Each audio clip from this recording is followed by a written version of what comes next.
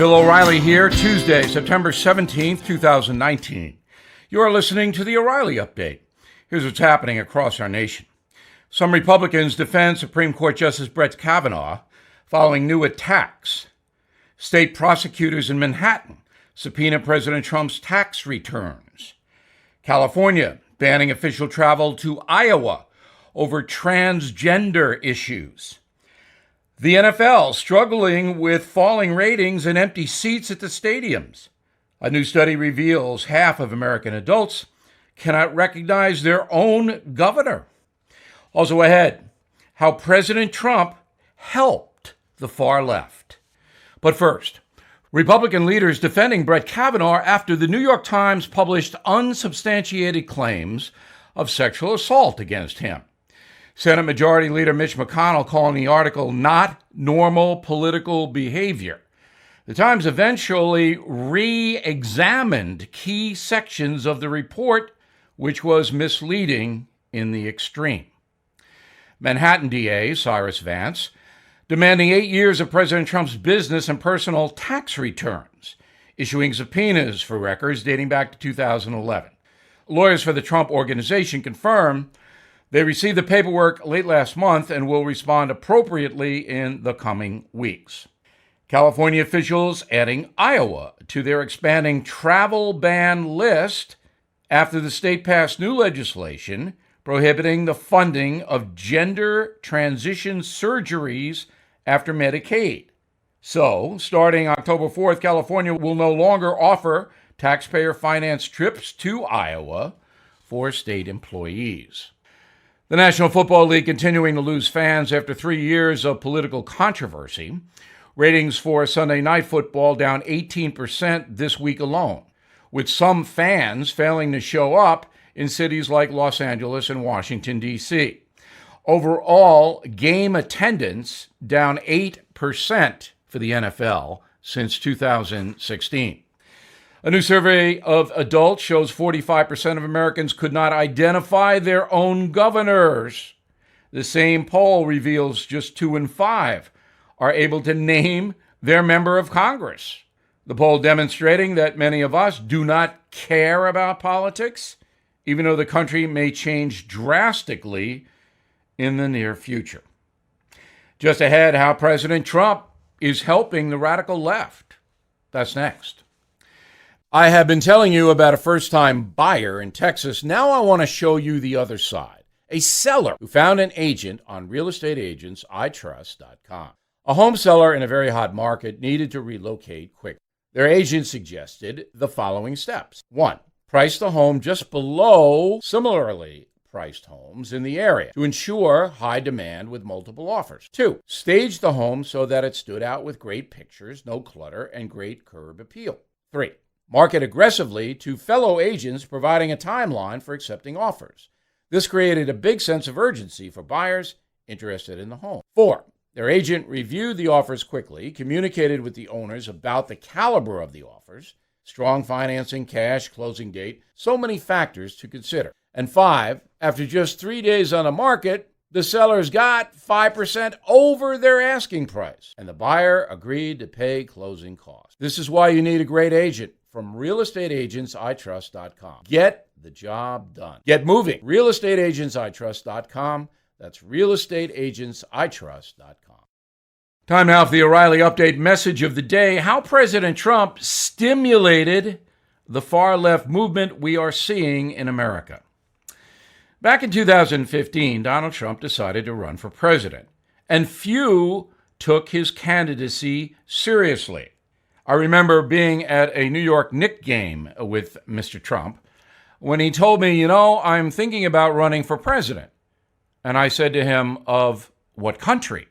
I have known the man for 30 years, and I knew he was interested in politics, but I never thought he would give a presidential run that kind of serious consideration. But Donald Trump's demeanor in politics was so different, some say outrageous, that the television networks gave him a massive amount of airtime. He was everywhere. His message got out like lightning. The press smirked at him, but gave him massive amounts of publicity. but the folks were not smirking. So Donald Trump dominated the Republican debates, grew in the polls, and eventually secured the Republican nomination for president, as we all know. Well, the press was embarrassed by that and began hating Donald Trump. At first, they thought he was a clown. Now they want to destroy him. And anyone else who wants to hurt Donald Trump is embraced by the press. That's how the far left movement rose up in America. Aided by entities like CNN and MSNBC, far left people began to go on television just as Donald Trump once had. And they spewed unbelievable vitriol against the president. Well, the politicians caught on to that. And radical left people like Elizabeth Warren, Beto O'Rourke, and Kamala Harris decided to run for president, joining Bernie Sanders in a cavalcade of far-left thought. That would never have happened had, say, Jeb Bush been elected president, because Mr. Bush is an establishment figure. But because Donald Trump is so far out of the box, other people on the extreme left are now mainstreamed by the media. Presto, the Democratic Party moves far left. Now, Donald Trump fired back, as you know, through tweets and interviews attacking the radical left and the press, which enables it. That gave the left even more currency and publicity. It's almost the same thing that happened to Donald Trump himself. So now we have in this country a movement that wants to disassemble the entire country. Socialism is now suddenly acceptable. Far left tenets like abortion on demand at any time have been mainstreamed. All of us are watching with astonishment.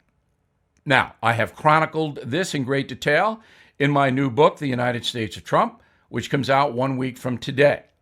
I think you'll learn a lot from reading the book, and you can check it out on BillO'Reilly.com if you want to know more. We have posted an excerpt from that book. So summing up, Donald Trump helped the radical left. There's no question about it. Coming up, something you might not know. Millions of Americans have been diagnosed with cancer or a serious illness. If you are one of them and money is a problem, you're not alone. It's simple. If you own a life insurance policy of $100,000 or more, then Life Guide Partners can evaluate your coverage for free to see if you qualify for cash now when you need it the most. Be ready to take down this number. If you own a life insurance policy of $100,000 or more, and you are living with a serious illness, then Life Guide Partners can evaluate your coverage free to see if you qualify for cash now. So write this number down, 1-888-GUIDE-50. Totally free to call. Get rid of those insurance premiums. Stop paying them. Consider turning that life policy into cash. The number again, 1-888-GUIDE-50. 1-888-484-3350. 1-888-GUIDE-50. Call now. Now, the O'Reilly Update brings you something you might not know. Running into your favorite celebrity in public can be an interesting experience, especially if you happen to have a pen and paper handy. So ditch the smartphone and forget the photos. Signatures from popular athletes, movie stars, musicians, politicians can sometimes bring nice money in the marketplace. Here are some of the most valuable autographs ever sold. The signature of guitar legend Jimi Hendrix is very valuable, but one in particular is prized above the others. His original 1965 record contract.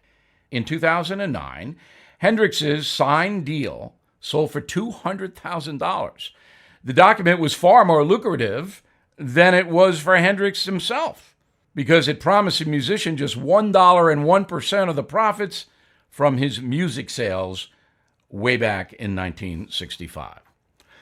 In 2003, a signed copy of John Lennon's double fantasy album brought in $500,000, mostly because of the original owner's identity. Signed on December 8th, 1980. It was one of the last autographs Lennon ever gave. Hours later, the record's owner, Mark David Chapman, shot and killed the former Beatle outside his New York City apartment. Autographs from famous athletes are also in high demand. In 2006, a baseball signed by Yankee great Joe DiMaggio sold for $191,000. Oddly enough, it might have been the other signature on the ball that made it so valuable. DiMaggio's ex-wife, Marilyn Monroe. She is the most sought-after movie star autograph in the world. In 1864, a year before he was assassinated, Abraham Lincoln signed 48 copies of the Emancipation Proclamation. The document's highly prized, with one collector shelling out $3.7 million in 2012 for a signed proclamation. George Washington has the honor of having the most expensive signature. In 2012, Sotheby's auctioned off Washington's personal copy of a book containing the Constitution, Bill of Rights, and Acts of Congress. That book sold for $9.8 million. Now sits in the White House. Other historical people whose signatures are valuable: John Adams, Thomas Jefferson, Davy Crockett, Winston Churchill, and John F. Kennedy. We'll be right back. Well, you've been hearing about gold all over the news, and prices keep going up. Experts warning a recession may be coming, and it's time to prepare. A recent analyst this week says he sees gold going up hundreds of dollars per ounce to hit $1,700 an ounce. That's why I recommend that you contact the Hartford Gold Group now to learn more. To get you started, the Hartford Gold Group will give you a free silver coin. All of my radio listeners will get it. And if you're listening right now, you can get the coin from the Hartford Gold Group. No purchase is necessary. All you have to do is call them. 877-444-GOLD-GOLD. 877-444-GOLD-GOLD. Give them a call today to claim your free coin and get the information. Available for a limited time only. 877-444-4653. 877-444-4653. Please call today. Thank you for listening to the O'Reilly Update. I am Bill O'Reilly. No spin, just facts, and always looking out for you.